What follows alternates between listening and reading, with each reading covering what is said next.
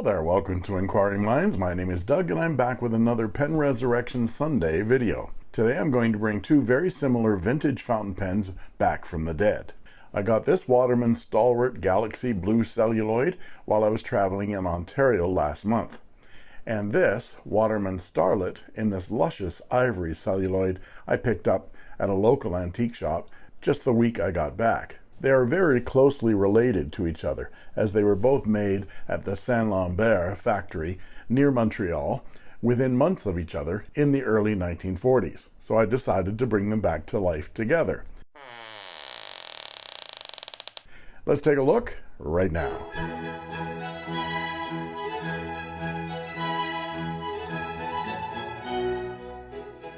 And here's some video I shot when I first got each of these pens.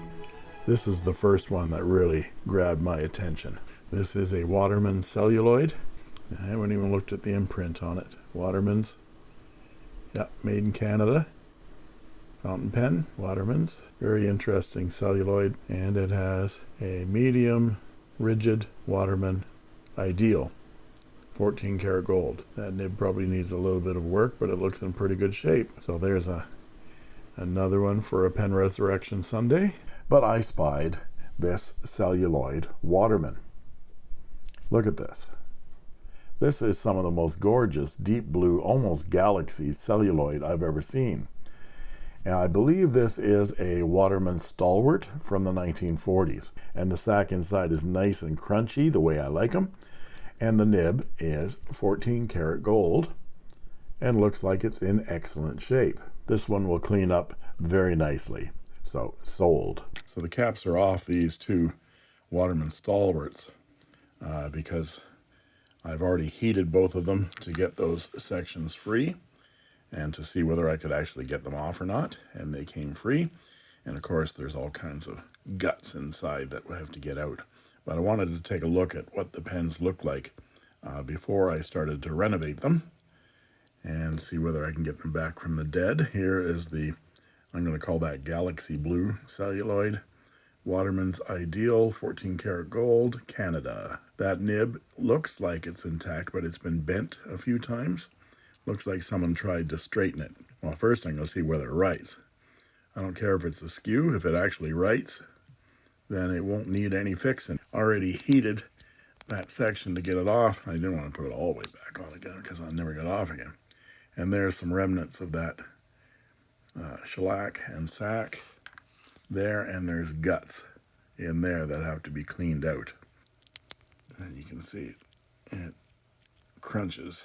So I'm going to clean this up and knock out that nib from that section to see whether I can polish it up. And here is the ivory one. This one actually has a clip, a lot of brassing on that clip, so I don't expect that to come up too well. The celluloid is discolored in here, probably from the remnants of that sack sitting in there for decades.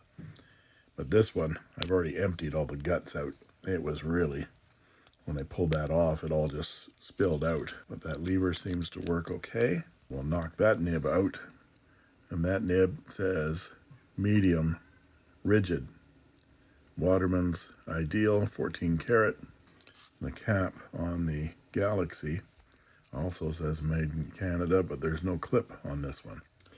So I'm going to try to reclaim both of these fountain pens at the same time. A double Waterman header. So I knocked the feeds and nibs out of each one of these sections, and I've cleared the gack out of the barrels. Here's the ivory colored Waterman nib, and it does look like it needs some adjustment. Slightly misaligned there, so I'll do some adjustment on that, but it doesn't need any bending, I don't think. That curve that you see there is part of those rigid manifold nibs that they used to make back in the 30s, 20s and 30s, and the purpose of that was to make copies through carbon paper, multiple copies. And here's the section and feed off of the Galaxy. And here's the nib off the Galaxy. It says Waterman Ideal, 14K, Canada, number 2. And it looks like it's in pretty good shape. The tines are actually aligned and look pretty good, except for that little bit of a sideways skew. A little bit of a wave there. You see that little waver right there. So it looks like someone might have straightened this nib, or it just got bent and stayed in perfect alignment. But I'll give it a try after I've polished it and see whether we need to realign it. So just when you think things are going to be easy, something crops up and causes you a lot of grief, of course. That's the Murphy's Law, I guess. But the good news is that I tried out this nib by dipping it, and it's turned out to be very, very nice, even in its misshapen shape.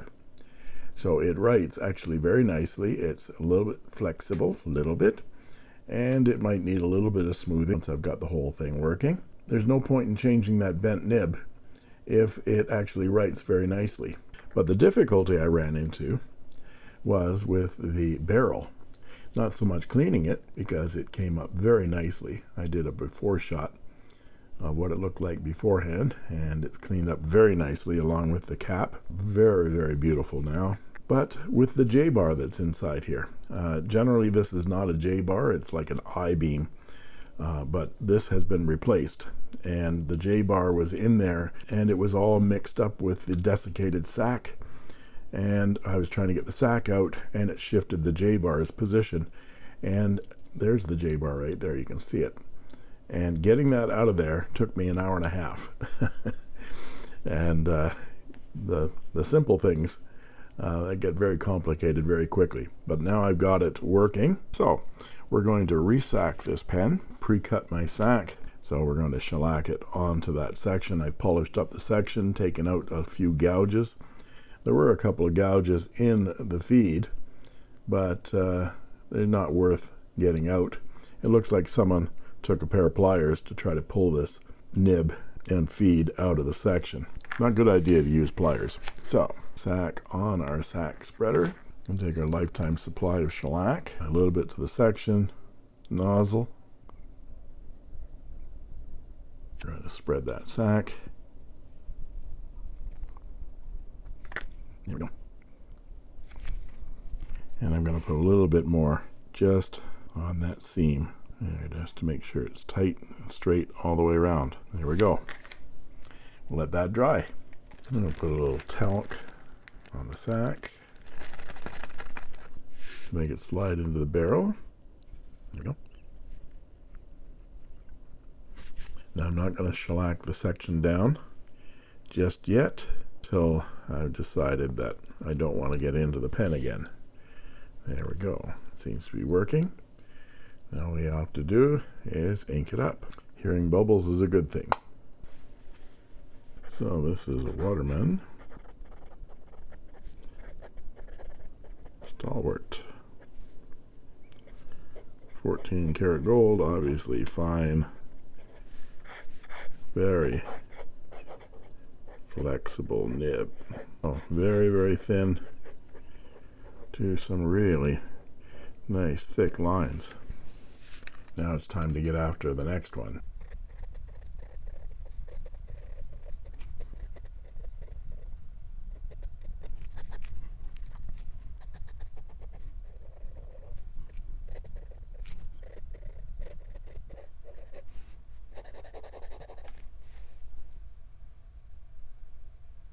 And here is what they look like now. I'll take a look at the parts and features of these pens, do some size comparisons, some measurements, and then do a writing sample with each pen. I mentioned in the introduction that the blue pen is a Stalwart and the ivory pen is a Starlet. This might be reversed, with the blue one being the Starlet and the ivory a Stalwart. All two-band Canadian mades are Stalwart, but not all Stalwarts are made in Canada.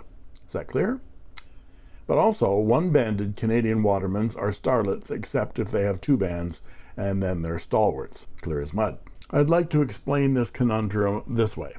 Watermen didn't have their shit together at all in the 1930s and 40s, especially in Montreal.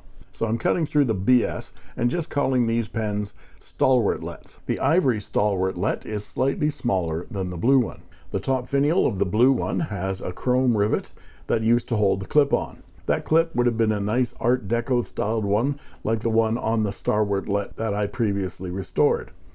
I called that one a Starlet, but I'm past all that mind-numbing tedium.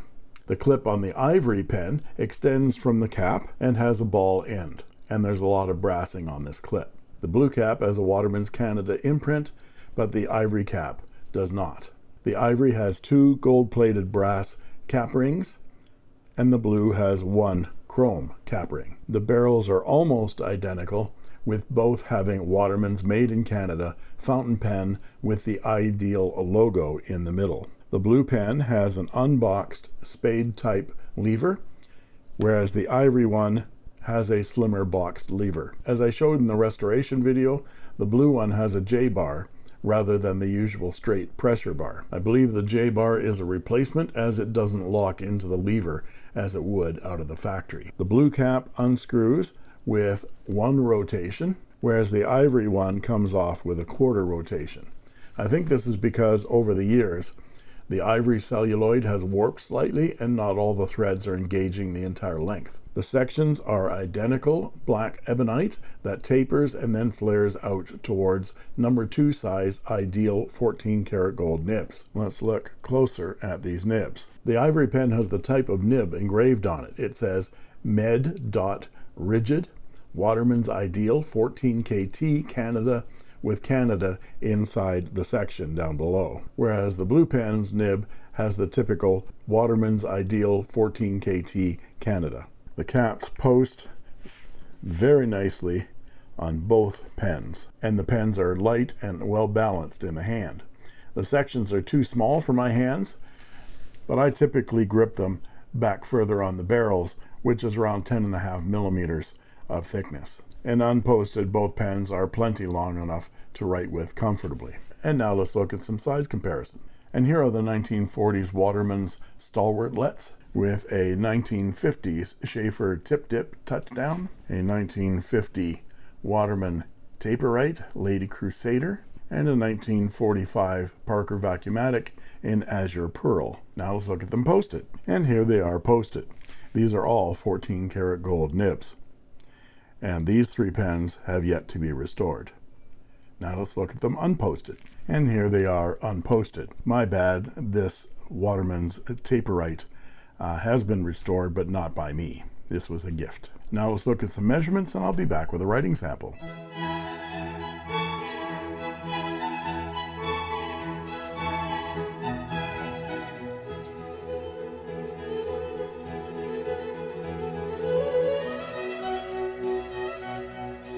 And we're back with the writing portion of the review. This is Clairefontaine 90 GSM paper, and we'll write with the blue Stalwartlet first. And this is a 1940s Waterman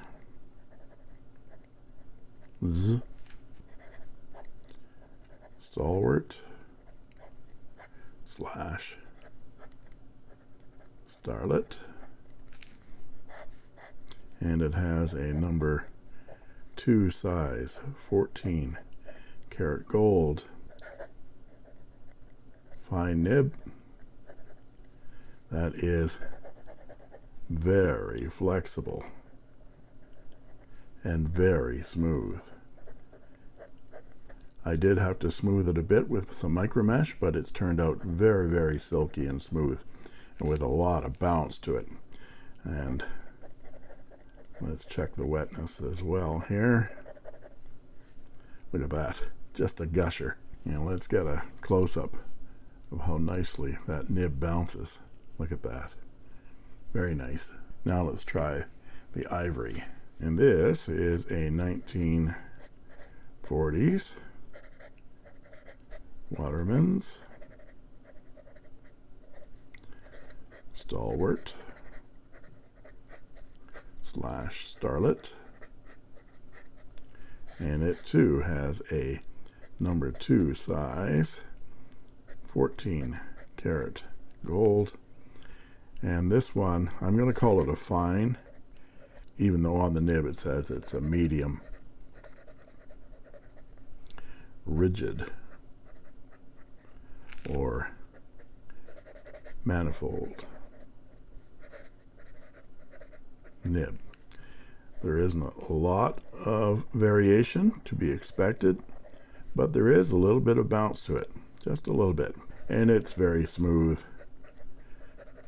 and nicely wet as well. So Waterman called this a rigid nib. Other companies like Parker called them manifold nibs. This is because these nibs were designed specifically to be rigid so that they would press through multiple copies of carbon paper, hence manifold copies. This actually writes better than I expected. There's a lot of feedback, but I could polish that out if I wanted to. The blue Waterman is the one that surprised me.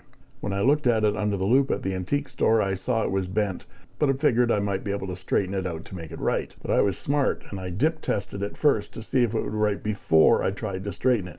Yeah, you see this? You see this here, what I have told you? Yeah, this is an example of smartness here. I have said that this is the quick fuse, and this is the quick fuse. The quick fuse! If it ain't broke, don't fix it.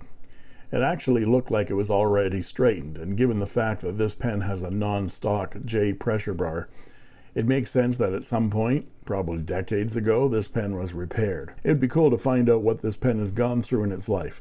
I did ask the pen, but like Jack Reacher, it said nothing.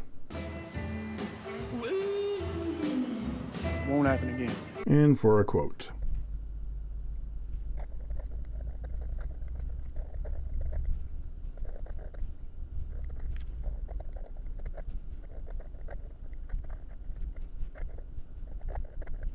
And for a second quote.